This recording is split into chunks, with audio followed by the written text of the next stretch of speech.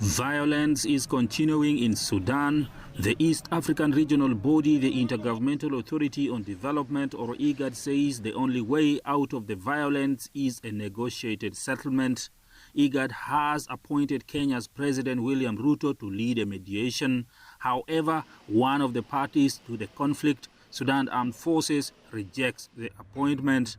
Sudan's Foreign Affairs Ministry says it prefers South Sudan's President Salva Kiir to lead the mediation. IGAD has decided, and we are bound by the decision of IGAD. If any member of IGAD is against it, then it is their duty to work it out with the Secretariat and so forth. For us, we have no problem. We had accepted to mediate, and if it is said again that it is Ruto who should lead the mediation team, so be it. One South Sudanese political analyst says the leaders of the conflicting parties worked with President Kiir prior to the outbreak of the violence. Within the government of South Sudan, there are a number of people who are very strong supporters of Meti. And there are also very strong supporters of Burhan. The question is, you could be able to say into it that probably the president might be neutral because he has never been party to all of them. But the people working with the president are not neutral as per se. And as a result of this, each of them could be able to say, okay, if President Kiir is the one who is going to mediate our conflict, all of them they'll be at ease. Why? Because they will now be coming to lobby so that their people that they trust most will be the people that goes into the mediation team, the presidential envoys and the team that will be able to handle the whole conflict.